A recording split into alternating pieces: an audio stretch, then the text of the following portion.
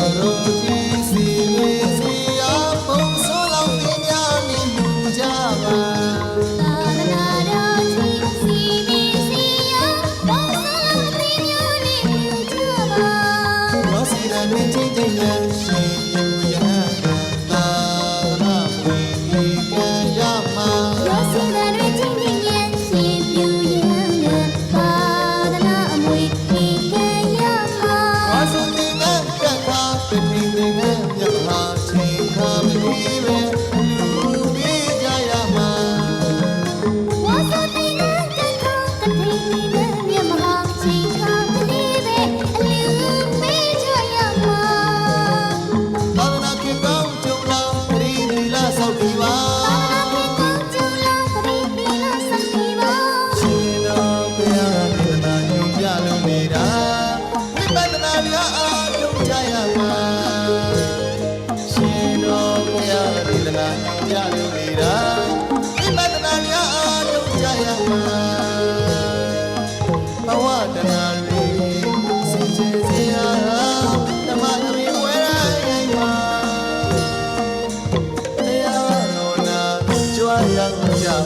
lỡ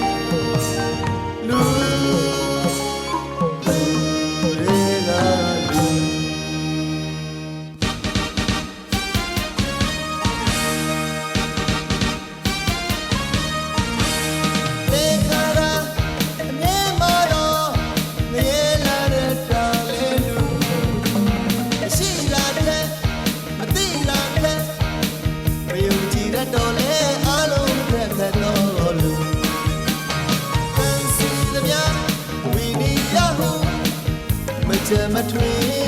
ရမရှင်ကဝရိယလုံးလာမဲ့ကမနှုတ်သားဝင်နဲ့မထိုက်တန်တာလေလို့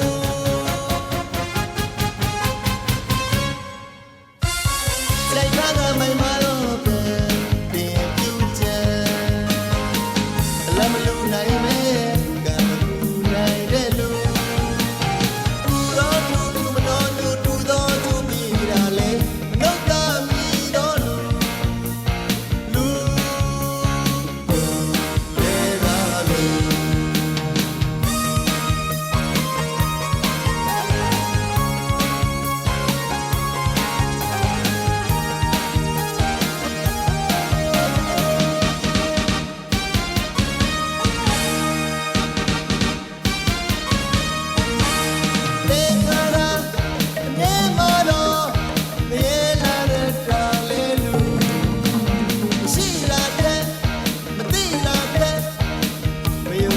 တော်လေအားလုံးဖက်ဖက်တော်လူစီသမျှဝီရီယဟုမကြမ်းမထွေရမရှင်ကဝရိယလုံးလာမဲ့ကမနှုတ်သားဝင်နဲ့မထိုက်တန်တာလေလို့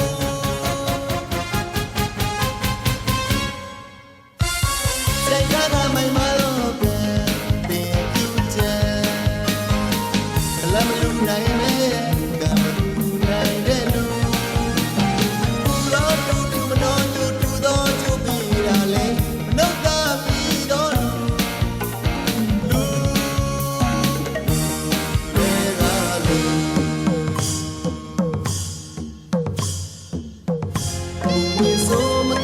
လူဖြစ်ရချိုးနေတဲ့လူဒီဆိုမကမလူဖြစ်ရချိုးနေတဲ့လူလုံးတွေမှုလေးစီမရှိမငယ်အပြည့်မြင်ကတရိနဲ့လူအတွေ့အကြံကရဲ့မစွာခိုင်ရဲ့ရှိမလူယူမဆူရကလာလေးလေရအောင်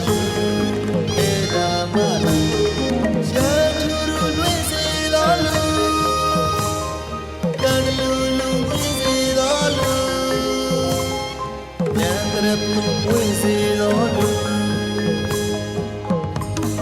တွေကအမြတ်ဆုံးတော်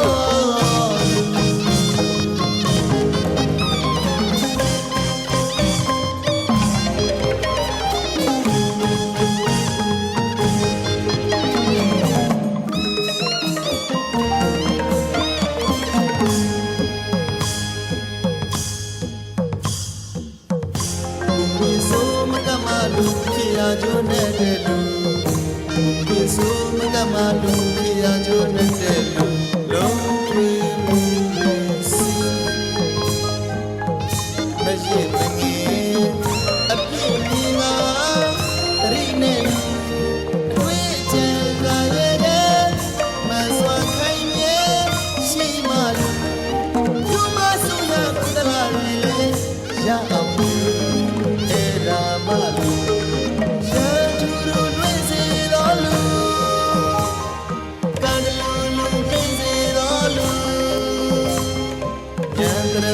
ဝင်စေတော်လူတွေအမြတ်ဆုံးတော်လူ မ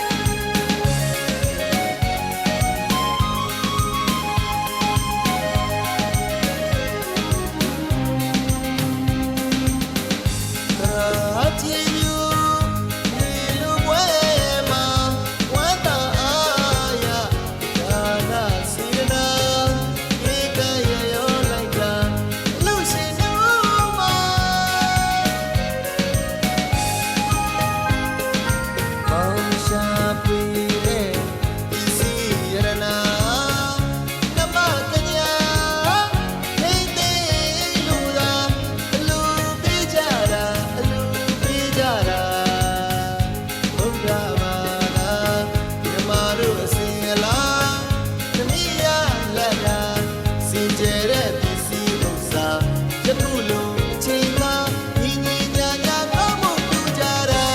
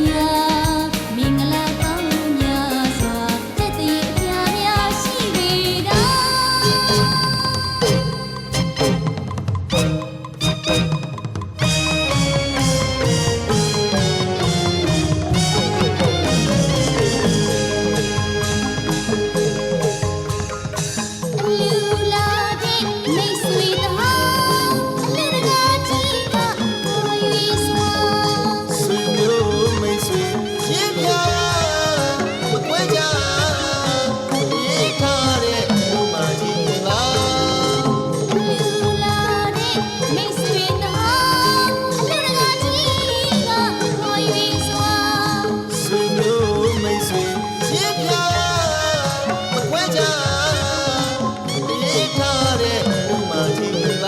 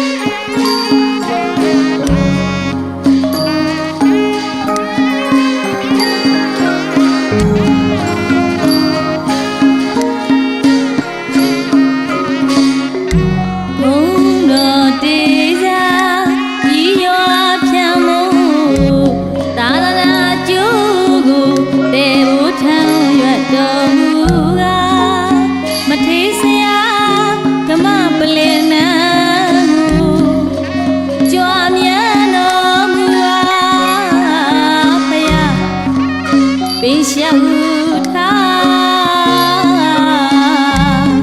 မထေးစရာဓမ္မပလင်နံကြွားများတော်မူပါဘုရားပေးရှောက်ထားဝိနည်းများကိုလားခေမာနံအမတလမ်းပြစရာဒေသနာအတိညာပရိမရှိယမျောတွေ့ဓမ္မရေအမြိုက်စေတိုက်ကြွေးတော်မူပါ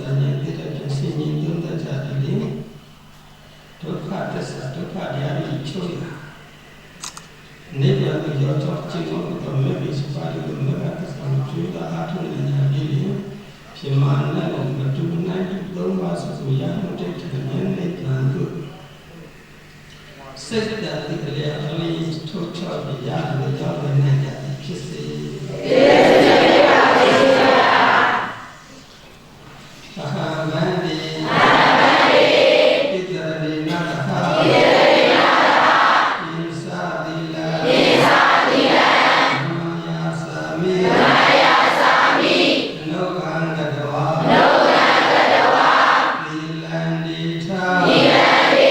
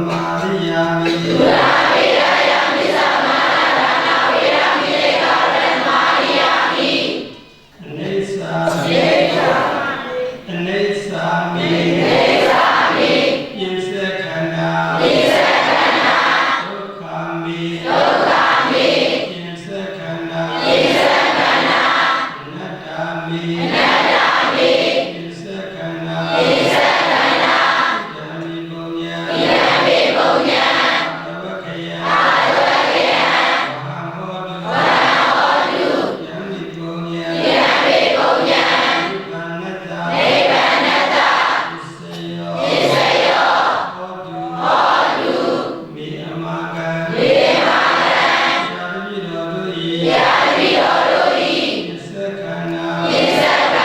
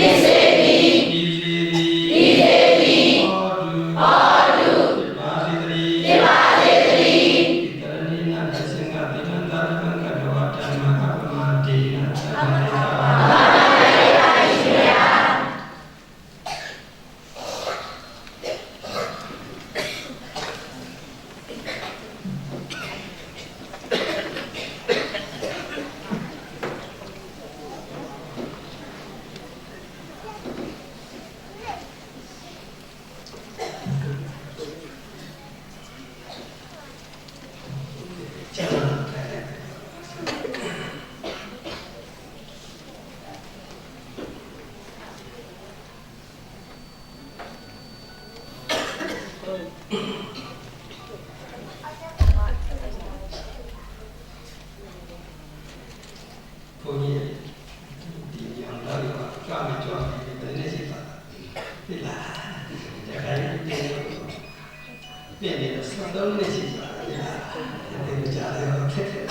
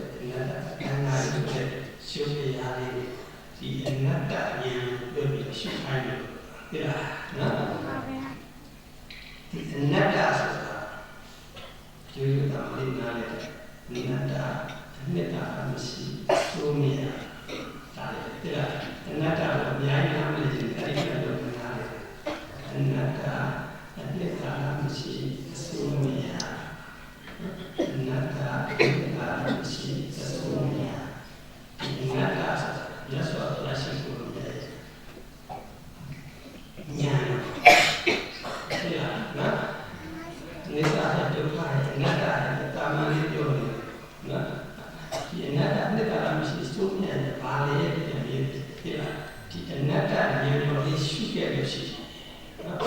နတ္တဉာဏ်လို့ဆိုတာရခဲ့ဒီတက်ရှိလောက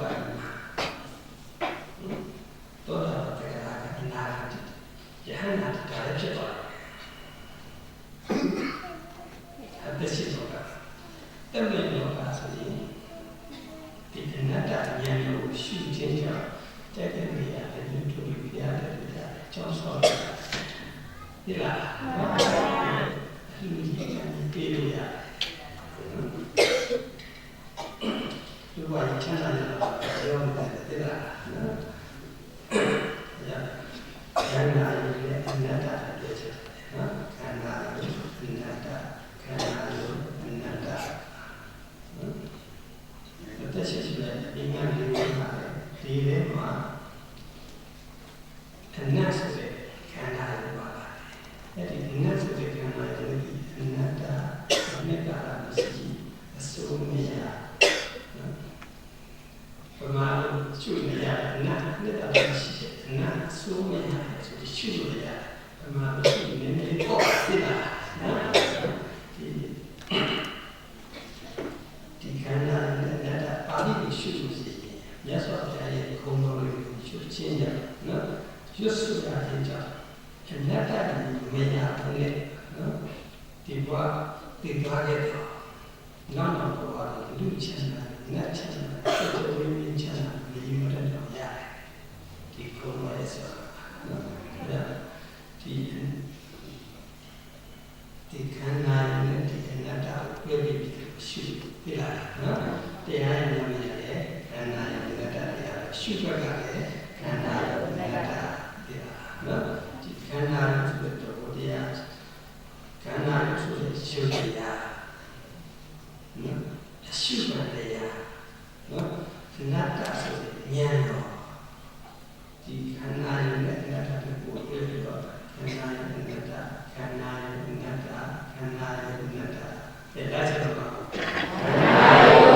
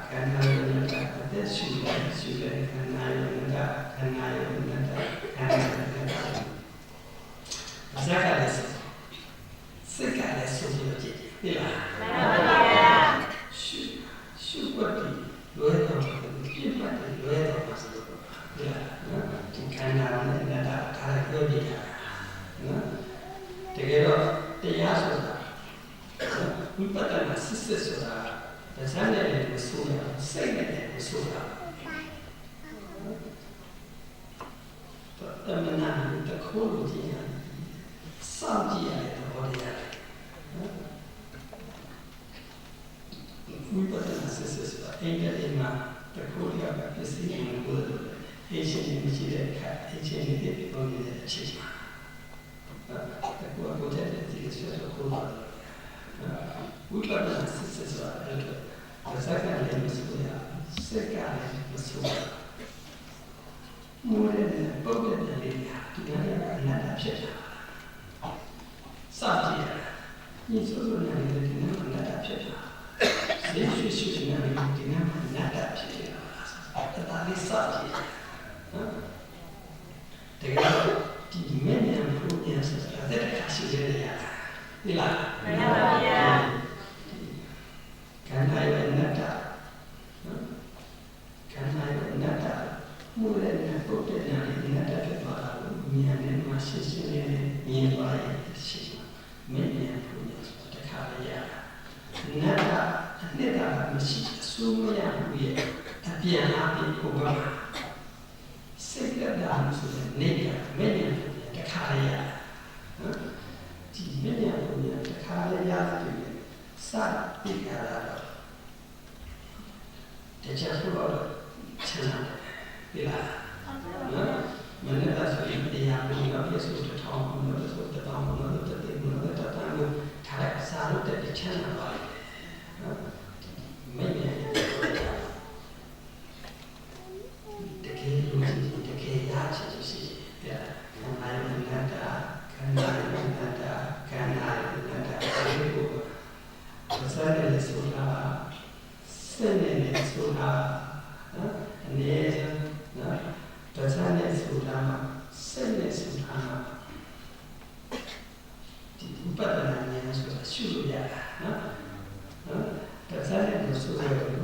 စိတ်နဲ့ဆိုတာနဲ့ဒါရဥပဒနာတန်းရှုမရဘူးလားရှုလို့ရတယ်ရှုလို့ပြောက်တော့နော်ရှုွက်လည်းပြောက်ရှုဉာဏ်လည်းပြောက်ရှုတဲ့တရားလည်းပြောက်ရှုတဲ့အနတ္တလည်းရှုတဲ့အနတ္တဉာဏ်လည်းပြောက်ပြီးဆိုတော့ငါ့ရောတယ်ဒီလားနော်ဒီခန္ဓာရဲ့အနတ္တကိုပဇာနဲ့ဆိုမှစိတ်နဲ့ဆိုပြီးတော့ကျင့်မှာနော်ပဇာနဲ့ဆိုကျင့်တာသမထဒီလားနော်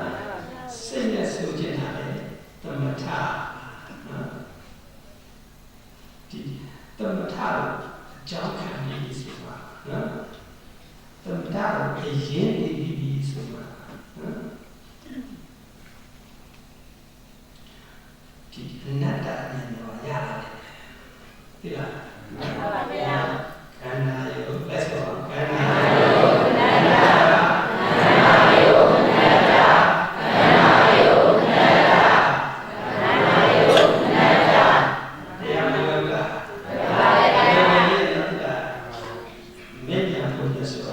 တမာရီအားကောင်းတဲ့ဉာဏ်အားကောင်းတဲ့အသက်တခါရှိရရတာနော်မာရီတို့ဒီလိုရတာကမာရီနော်တရားရည်နိုင်အားထုတ်ရတာဒီလားတကယ်မဉ္ဇဉ်ပုံဉာဏ်ဆိုတာခန္ဓာရဲ့အနတ္တခန္ဓာရဲ့အနတ္တခန္ဓာရဲ့အနတ္တနော်အဲ့လိုလေးပစံနဲ့ဆိုတာစိတ်နဲ့ရှုတာပစံနဲ့ဆိုတာစိတ်နဲ့ရှုပါရင်ဒီနေ့ရှာဒီကလေးရပါတယ်ဒီလားဒီခိပါဒီနေ့ဟာဒီကြောင့်ပါနော်တကယ်လို့ချင်းလို့တကယ်ရချင်နော်ဒီဘဝဒီခန္ဓာကိုတကယ်ရချင်ပါတယ်တကယ်လို့ချင်းပါတယ်တကယ်လို့ချင်းပါလို့ချင်းလို့အားထုတ်ရဆိုရင်ဒီခန္ဓာဆိုတဲ့ရှုပါနော်မှန်ပါဗျာ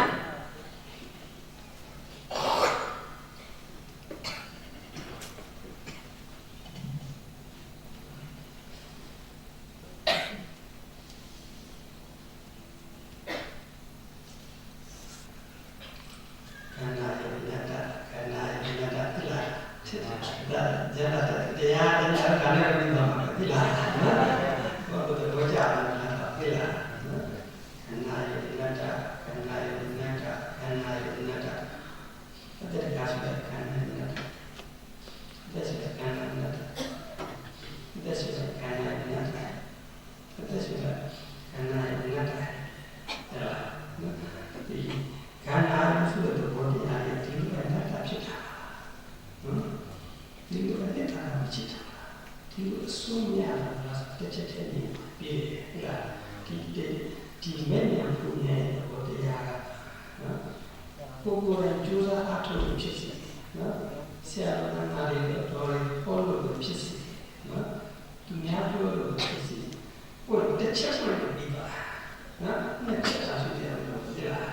ပုဂ္ဂိုလ်ရဲ့ကြိုးစားအားထုတ်တစ်ချက်တည်းနဲ့ပြီးတယ်နော်ဒီဆရာတော်နာတော်ကြီးနော်ဒီဉာဏ်ကိုယ်ရဲ့ဘောရကိုယ်ရဲ့တိထားတဲ့ပုဂ္ဂိုလ်ကိုပြောပြလို့ရှိတဲ့ချက်လေးတွေရတယ်နော်မြတ်စွာဘုရားရှင်ကိုယ်ရဲ့ဒီပုဂ္ဂိုလ်တွေဒီကအလောကကောင်းရတယ်မြတ်စွာဘုရားရှင်ကိုယ်ရဲ့တာတည်တယ်ဟောဒီကနေ့ဒီတရားလေးအဲဒီမှာဒီတရားလေးဒီကံတရားလေးဒီနာမတရားလေးဆိုမြတ်စွာဘုရားရှင်ကဒါလည်းတည်တယ်နော်ဘုန်းကြီးတို့ဒီတိလားနော်အလွယ်ဆုံးနဲ့ဉာဏ်ဉာဏ်ရစေတယ်နော်နိဗ္ဗာန်ရှာပေးရနော်ကန္နာယုအဲ့ဒါတော့ကန္နာယု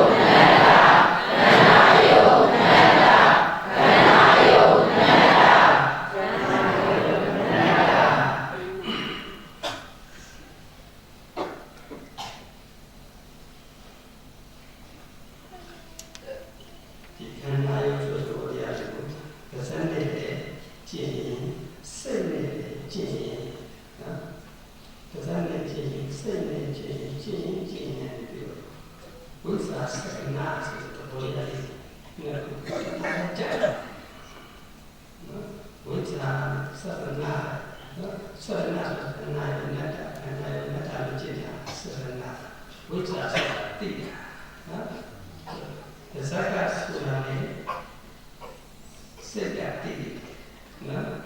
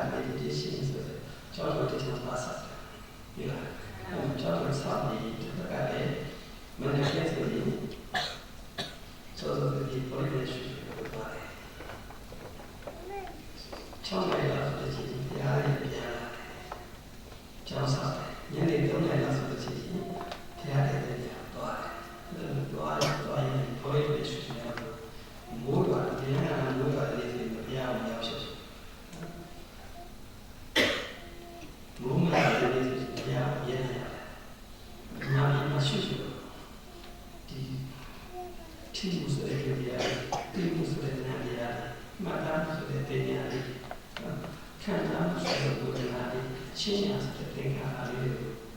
အနတ္တနဲ့တွဲရှုကြည့်ကြည့်နဲ့လာမယ်တော့လာမယ်ဒီလာမှာချောလာပြည့်နေကြတယ်ဘုန်းကြီးရှုနေပါခန္ဓာကိုရှိရမှာခန္ဓာကိုရှင်းရမှာဆိုတော့ဉာဏ်နဲ့ပါဝင်လာခန္ဓာကိုဆိုတာလေဒီအနိစ္စနဲ့ဒုက္ခနဲ့အနတ္တနဲ့တွေ့ပြီးရှုတယ်အတော်တော်ပြရတာဒီခန္ဓာဆိုတဲ့จิตခန္ဓာဆိုတဲ့အထုခန္ဓာဆိုတဲ့တရားနော်ဘာမှပြန်ပြန်ဟောနေဒီစိတ်ထဲဒီလားဒီခန္ဓာဆိုတဲ့ဘောရအမှန်မှာအဟောလေးနေဒီလားပြောလေးနေအထုနေတဲ့ပြင်းချင်မှုတွေနေဒီခန္ဓာဆိုတဲ့ဘောရဒီလိုမျိုးဟောပြဒီလားမှန်ပါဗျာကျိုးစားပြီးနာကျိုးစားပြီးမှတ်ကြဒီလားမှန်ပါဗျာဒီတော့အဲ့ဒီမှာတရားစတဲ့ကြောင့်ဆောင်းပါဒီပါစားနော်အဲ့ဒါတကယ်ရမှာပေါ့လေတရားစတဲ့ပါရှိခဲ့တယ်ဆိုဒီတရားလေးရှုဖို့လေးရတယ်အမြဲဒီလားမှန်ပါဗျာဒီတရားလေးကကြောက်ဆော့တာဆိုတော့အဲ့ဒါရှိသွားလို့ရတယ်နော်အချင်းကြီးသွားလို့ရတယ်ဒီကျင့်တဲ့ကိုရှုဖို့ကိုရမှာဆိုတာနော်ဒီအနတ္တဉာဏ်နဲ့တွေ့တတ်ဖို့ဆိုတာဘယ်လိုလဲဒီအနတ္တဉာဏ်နဲ့တွေ့တတ်ဖို့ဆိုတာဘုန်းကြီးတို့ကိုယ်နဲ့နော်အပြည့်နဲ့အပြည့်ရဆိုပြီးချာဒီလားနော်ကိုယ်နဲ့ပြန်ပြန်အပြည့်ရဆိုပြီးကြင်ကြံအားထုတ်နေဒီကံနဲ့ဒီလိုနဲ့တွေ့ရှိတာဒီကံနဲ့ဒီလိုလက်စားလေးတွေ့ရှိတာဒီကံနဲ့ဒီလိုဒုက္ခလေးတွေ့ရှိတာဆိုတာကိုယ်ကပေါ်ရတဲ့ဒီလိုဆိုပြီးကြင်ကြံအားထုတ်ဒါလေးရှိဆိုရင်တွေ့ရတာနော်ဒီဉာဏ်နဲ့ပြောတဲ့ရှုနေလို့ရှိတယ်ဒီလားဉာဏ်မှာပါတဲ့ရှုနေခရီးရရနော်ရသော်တရားသူသားရဟန်းမှာဘယ်လိုအစွမ်းပြတယ်လို့ရှိရင်အာရဏပတ်တယ်လို့အစွမ်းပြတယ်အနိစ္စနဲ့ဒုက္ခနဲ့အနတ္တနဲ့ဘယ်လိုအစွမ်းပြတာကျန်တဲ့ကိစ္စနဲ့အစွမ်းပြတာဒီလားမှန်ပါဗျာဒါဆိုတော့ဥစ္စာနဲ့ဉာဏ်သူဘာလို့ဒီစကားနဲ့ပြောတာလဲဉာဏ်ယေရှုကိုပြန်တဲ့ဆာရဲ့ပေါ်ရတယ်ရသော်ပြတယ်ဒီစကားကိုမပြဘူးပြနော်မင်းတို့သာသနာ့အတွက်တကယ်အစွမ်းပြတယ်ဆိုရင်နေစာနဲ့ဒုက္ခနဲ့အနတ္တနဲ့အစွမ်းပြသာသနာပြုပါဘုရားချမ်းသာနော်ဒီလိုနော်ခန္ဓာဆိုတဲ့ရှုပ်ခန္ဓာဆိုတဲ့ယုတ်တရားနော်ကျင့်ကြံအားထုတ်မဟုတ်လေကြားလိုရဆုံးအသေးညာတော့မကိုရတာဒီလားရှိရှိကအားထုတ်ပါလို့ပြောတာခန္ဓာရဲ့အနတ္တကိုဉာဏ်များရှိရင်ဉာဏ်များအားထုတ်ရင်ဉာဏ်များပွားများရင်နော်ဒီအနတ္တနဲ့မဆိုင်သေးဘူးနော်မင်းရဲ့ဘုရားမရသေးပဲနော်ဒီခန္ဓာအနတ္တကိုရှင်းနေရင်ဒီလောကီကျိုးအများကြီးဖြစ်လာတယ်နော်ဒီညောတော့ပါချာညောတော့လည်းနေတက်ဖို့လို့ပြလာသာသနာနေနေကြီးဖြစ်ချင်တာဆိုရင်ကိုယ်နေကိုချစ်ချတာဆိုရင်ဒီတရားလေးရှိကြည့်ကြပြလာမှန်ပါဗျာဒီတရားလေးရှိကြည့်ပါတရားထုတ်ကြည့်ပါနော်ကိုကြည့်ပါဘုရားရဲ့တက်တက်တာကိုကြည့်ပါရင်ချမ်းသာနော်အဲ့ဒါဒီခန္ဓာရဲ့အနတ္တခန္ဓာရဲ့အနတ္တခန္ဓာရဲ့အနတ္တဒီရှုပ်လေးကိုတရားရှုပါဉာဏ်နဲ့ဉာဏ်ရှုပါနော် ဒီခန္ဓာရဲ့အနတ္တခန္ဓာအနတ္တဒါတိရုံနဲ့တည်တယ်ဉာဏ်မပါသေးဘူးသိလားခန္ဓာရဲ့အနတ္တyes yes ခန္ဓာရဲ့အနတ္တခန္ဓာရဲ့အနတ္တခန္ဓာရဲ့အနတ္တဟာခန္ဓာရဲ့အနတ္တဆိုတိရုံနဲ့တည်တယ်ယူလို့တည်တယ်နော်ဉာဏ်မပါသေးဘူးတကယ်ဉာဏ်ပါလာတာနော်ဒီခန္ဓာဒီလိုနဲ့တာဖြစ်တာခန္ဓာဒီလိုဆုံးရတာနော်ခန္ဓာဒီလိုအဆုံးရတာဒီလိုနဲ့တာဖြစ်တာဉာဏ်နဲ့ရှိရှိနဲ့မြင်လာကြနော်ဒီဉာဏ်နဲ့ရှိရှိနဲ့မမြင်နေဘူးဆိုရင်ဒီအနတ္တဉာဏ်ကိုမရဘူးနော်ဒီအနတ္တဉာဏ်ကို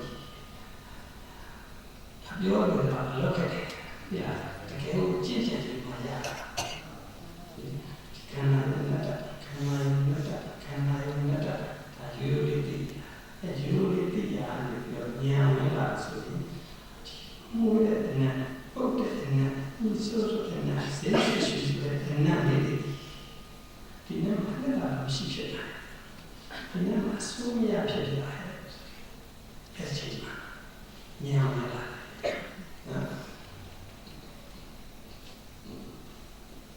အဲ့ဒီချင်းကြောင့်အဲ့ဒီဉာဏ်ရအောင်ကျင့်ကြံရမှာရတာသိလားနော်ခန္ဓာယုအနတ္တခန္ဓာယုအနတ္တခန္ဓာယုအနတ္တခန္ဓာယုအနတ္တခန္ဓာယုအနတ္တခန္ဓာယုအနတ္တ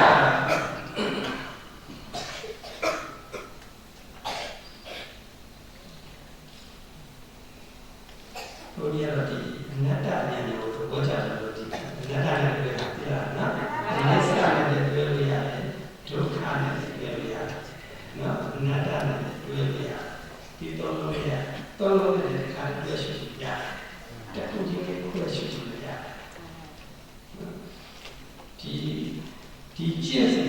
တို့တဲ့ကြိုင်တဲ့ကမိုင်းကိုခါခေါင်းမှာဉာဏ်ပြရတယ်လို့တော့မရှိဘူးအဲ့ဒါကြာဒီကျင့်လို့ကျင့်လို့ရနော်ခါခေါင်းမှာ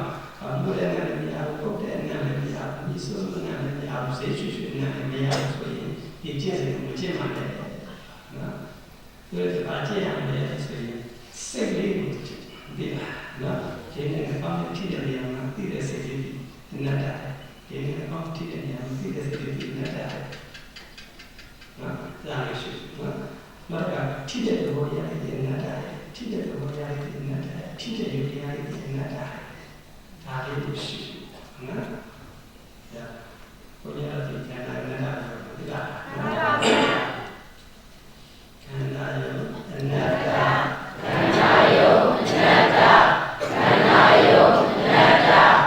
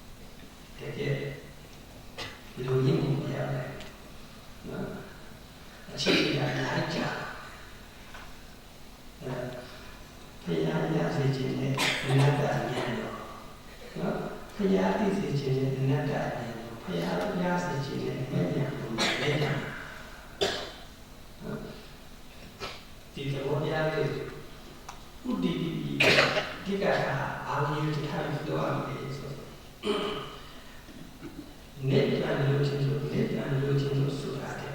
ဒီလားနိဗ္ဗာန်လို့ချင်းလို့ဆိုတာဘုရားတို့တော့ဒါနိဗ္ဗာန်လို့ချင်းတာဆန္ဒနိဗ္ဗာန်လို့ချင်းတာလောဘဆိုတော့တော့ပြတ်တာရှိနေတာဒီလားနော်ဒီမှာနိဗ္ဗာန်လို့ချင်းတာဆန္ဒလည်းမဖြစ်အောင်နိဗ္ဗာန်လို့ချင်းတာလောဘလည်းမဖြစ်အောင်နော်ငါဒီရုပ်နာလို့ရဲ့အနတ္တဖြစ်တာသိချင်လို့ရှင်းနေတယ်ငါဒီရုပ်နာလို့ရဲ့အနတ္တဖြစ်တာကိုနော်သိချင်လို့လောက်ရှင်းနေဥဒိတရဲ့ပြောပါဒါဆိုရင်ဒီရုပ်နာနိဗ္ဗာန်မှာဘုရားတော်ဖြစ်နေတဲ့သဘောတရားကိုဘယ်လိုပါပါလဲအနတ္တဒီရင်အနတ္တဒီရင်အနတ္တဒီရင်တာရှိအစိုးမရဖြစ်ကြဒီဆန္ဒဆိုတဲ့ပြောတယ်ဘေးရဖြစ်ပါတယ်လောဘလည်းပြောဘေးရဖြစ်ပါတယ်သူတို့ကအထူးအားဖြည့်တယ်လို့တော့ဒီခန္ဓာရောအနတ္တခန္ဓာရောအနတ္တခန္ဓာရောအနတ္တအရှုပ်ကြတယ်နော်ဒီလားမှန်ပါဗျာတရားလို့ဒီလိုလည်းပါမှာဒီလားမှန်ပါဗျာ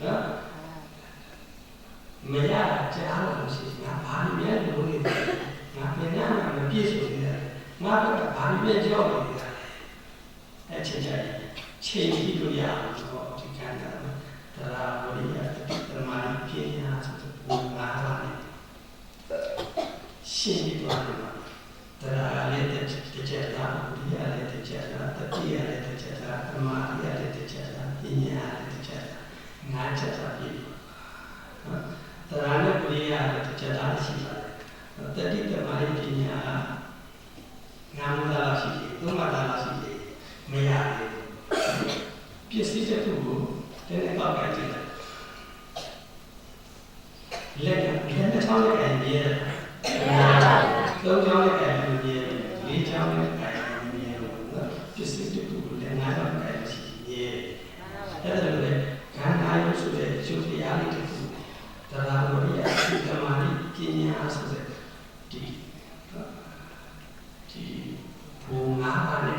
ချစ်တဲ့လက်ချာချစ်ချင်းအဲ့ချင်းမှာမင်းမြန်ပုံရဆိုတဲ့ခါရရတော့ခန္ဓာယောနတ္တခန္ဓာယောနတ္တခန္ဓာယောနတ္တနောက်တော့ငါ့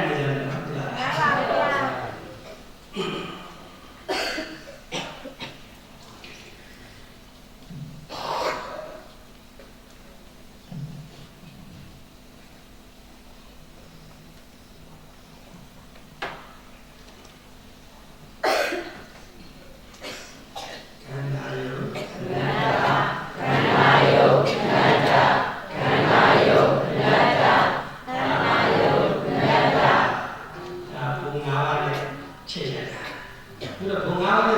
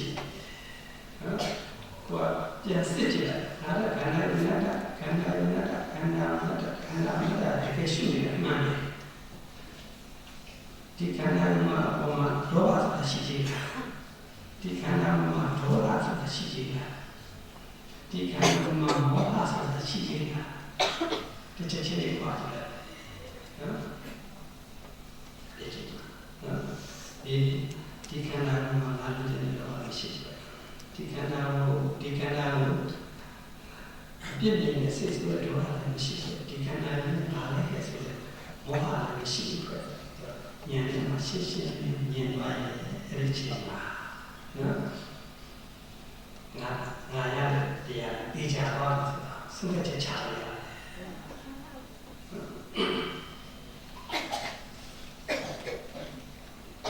မှန်ပါဗျာ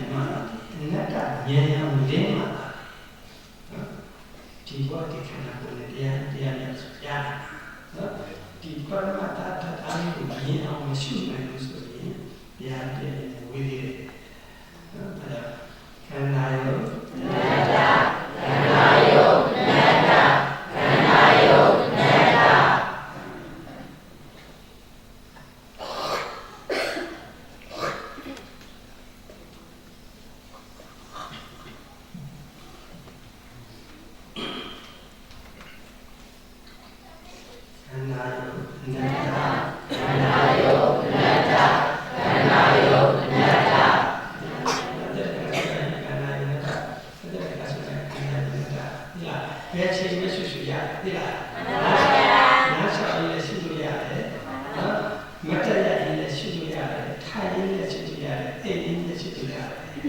အချင်းကြီးလို့ကနော်အချင်းကြီးလို့ကတုံးနေနေစင်ပါဆိုတော့နော်နေတယ်လို့ဆွဲရတယ်အချင်းကြီးကပါလာတယ်ဘုရားတော့အဲ့ဒါနားလေပါဗျာဒီ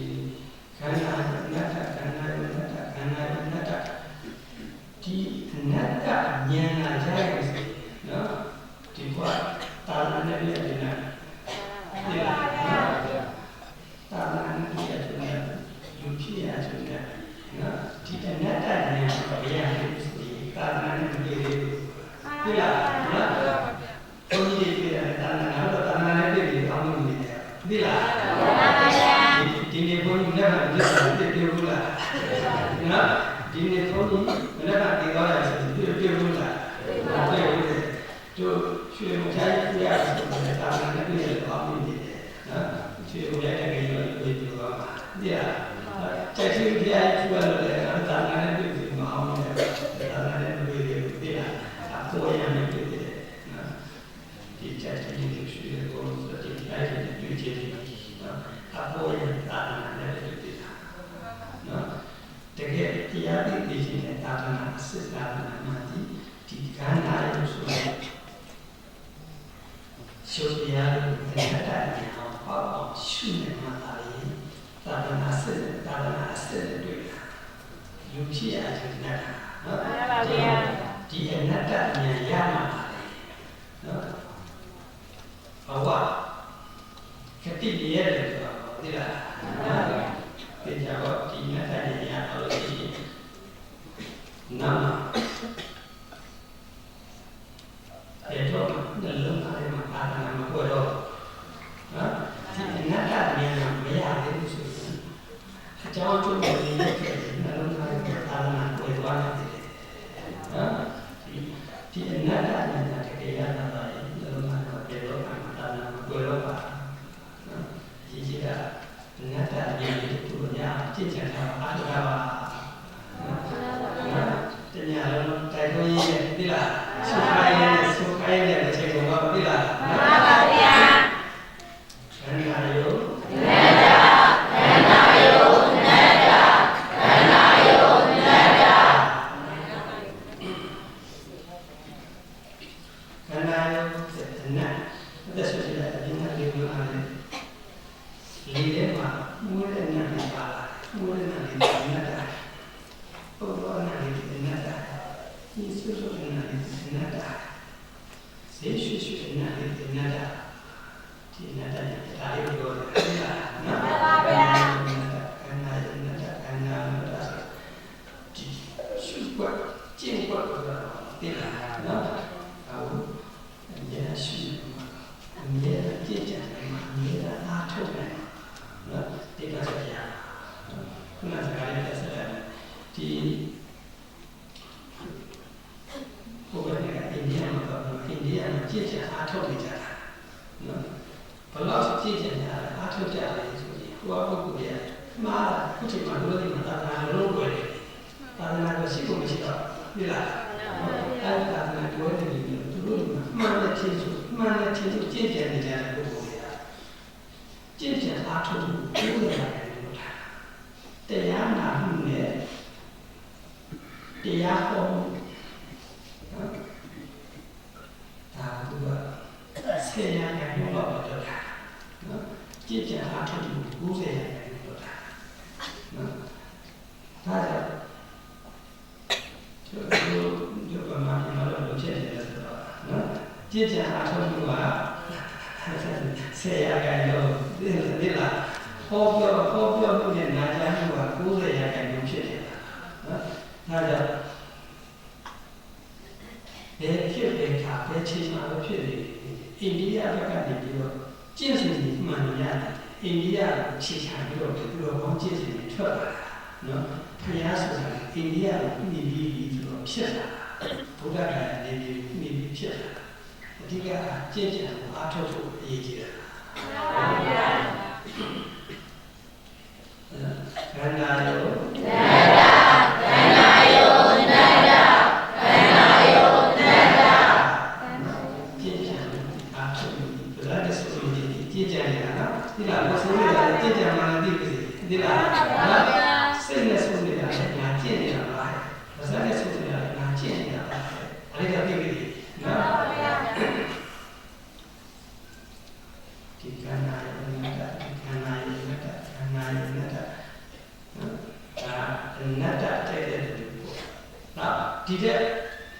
တစ်ဆက်တည်းပြောလိုက်အောင်ဒီလား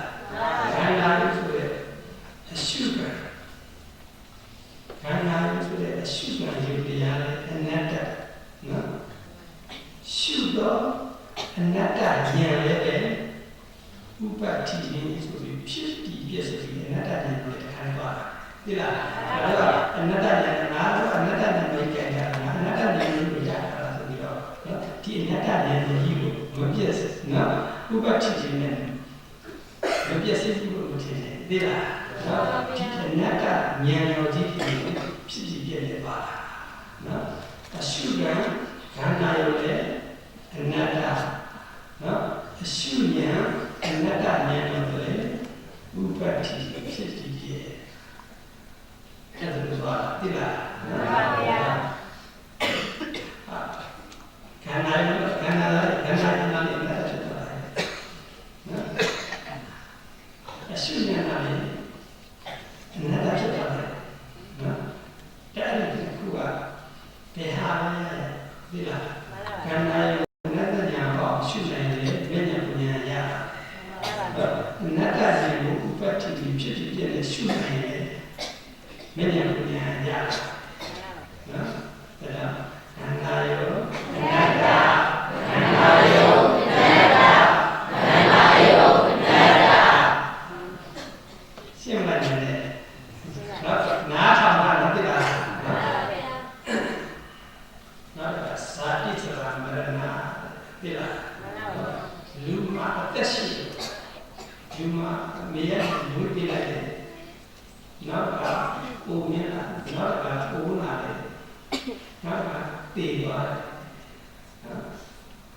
လူရဲ့အတဲ့ကိုတချို့ဆိုရင်တလားတလားနဲ့တချို့ဆိုရင်9လ6လတချို့ဆိုရင်9နှစ်10နှစ်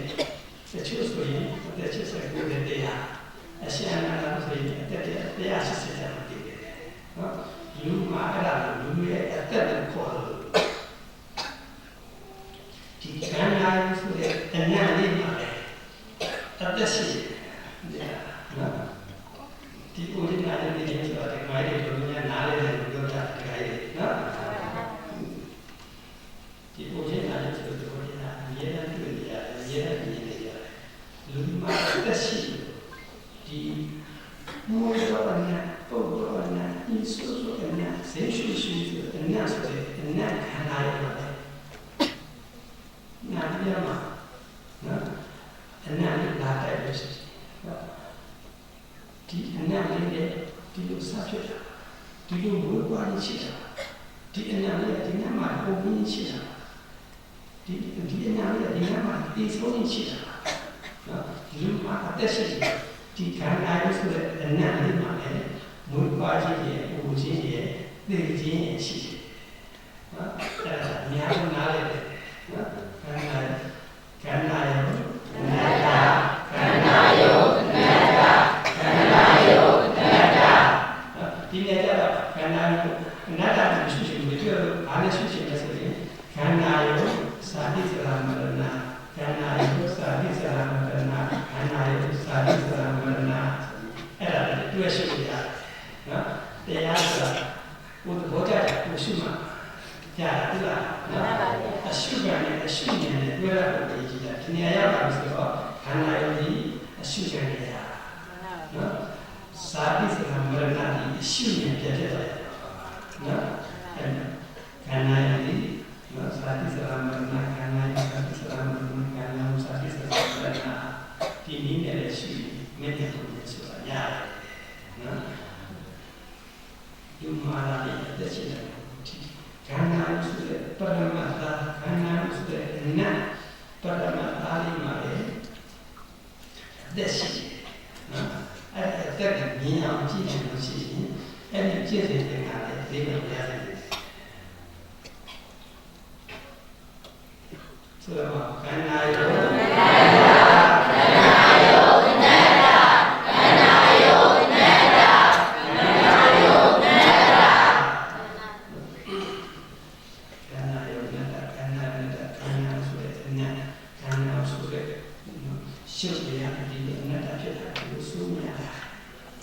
နောက်တစ်နေ့ ကြားလား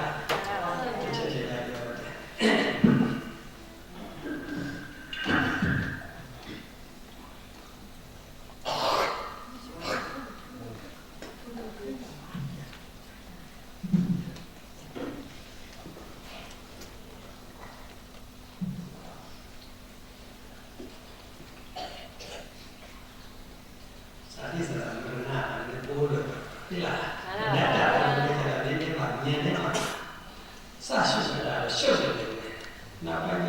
ဆိုဉာဏ်နဲ့အကုန်ရှင်းလာနောက်ကဥပတ္တိခြင်းလို့ခေါ်တယ်ဘောရတဲ့တွေ့ရှိတယ်ဥပတ္တိစတဲ့စစ်တီးဆိုတာခဏလေးတည်တဲ့စစ်ဘင်းဆိုတာကနောက်ဆုံးပြတ်သွားစစ်အဲ့ဒါတော့မြင်သွားပြီဒါတော့တရားလေးပြောတတ်တာနော်ခန္ဓာရုပ်ဆိုတဲ့အနတ်လေးဒီစာဖြစ်ဒီလိုပြည့်စည်သွားတာကဲရှုရတယ်